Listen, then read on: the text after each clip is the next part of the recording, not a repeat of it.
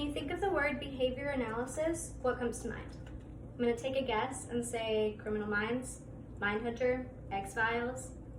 While FBI profiling is very entertaining to watch and definitely a guilty pleasure of mine, what many don't know is that there is a whole other world of behavioral analysis psychology and the use of therapy. And something that I'm even more passionate about than binging Criminal Minds is pursuing a career in applied behavior analysis therapy because it has been proven to help all kinds of disorders in massive ways. Psychology Today describes this therapy saying, ABA takes a research approach to therapy based on proven theories of learning and behavior. The therapist evaluates a client's behavior and develops treatment plans to help improve the communication and behavior skills necessary for success in their personal and professional lives. Today, I hope to teach you a little about ABA therapy and how 3 vastly different disorders, autism spectrum disorder, post-traumatic stress disorder, and Alzheimer's, all can majorly benefit from applied behavioral analysis therapy. First, I want to discuss the most common use for behavioral analysis therapy, or ABA, which is behavioral therapy for people with autism spectrum disorder. Research shows that ABA has the most positive short-term and long-term effects on the symptoms of autism of any other type of therapy. In a 2010 analysis of the effects of ABA therapy on autism conducted by Javier Ortega, it was determined that ABA therapy had led to, quote, medium to large positive effects on intellectual functioning, language development, acquisition of daily living skills, and social functioning. ABA sees such great results by observing behavior that their patients display and encouraging new and more productive behavior using positive reinforcement. However, the organization Autism Speaks writes in an article that, quote, good ABA programs for autism are not one size fits all. ABA should not be viewed as a canned set of drills. Rather, each program is written to meet the needs of the individual learner. This is because autism can manifest very different symptoms in each person with the disorder.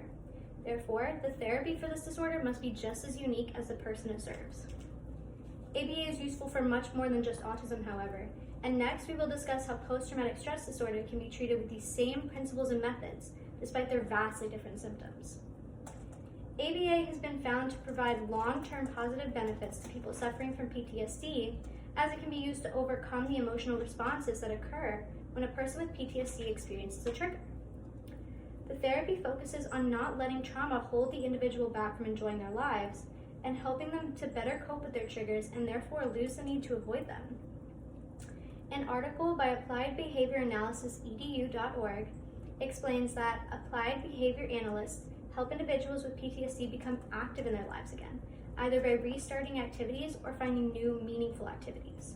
Behavior analysis helps patients with PTSD identify the things in their lives stopping them from wanting to live the life they want to lead. A common symptom of PTSD is avoidance of activities. ABA therapists alleviate this by determining what events trigger their patient, how they react, and their emotional response that occurs. They can use this information to determine why their patients may be avoiding certain activities, introduce healthy and productive responses to their patients' triggers, and help them overcome their need to avoid these triggers and ultimately go on to lead a much freer life. Lastly, we're going to look at Alzheimer's and how ABA therapy can help to alleviate the symptoms of this disease. Though Alzheimer's unfortunately has no cure, ABA can significantly contribute to a higher quality of life. This is because ABA uses creative methods to address both mental and behavioral symptoms of Alzheimer's. For example, appliedbehavioranalysisedu.org refers to one example where ABA therapists help patients combat the confusion of not being able to find their room in a big facility. They used shadow boxes instead of room numbers. They said, quote, by taking personal items and pictures that the patients were long familiar with and using those to mark the rooms, patients were more easily able to identify their rooms. Even caretakers with no ABA training can use principles of this therapy to help their patients, such as reinforcing good behaviors and trying to understand the cause of negative behaviors so that they can make necessary changes. These methods help to maintain mental acuity and reduce the common symptoms of anxiety and depression in Alzheimer's patients.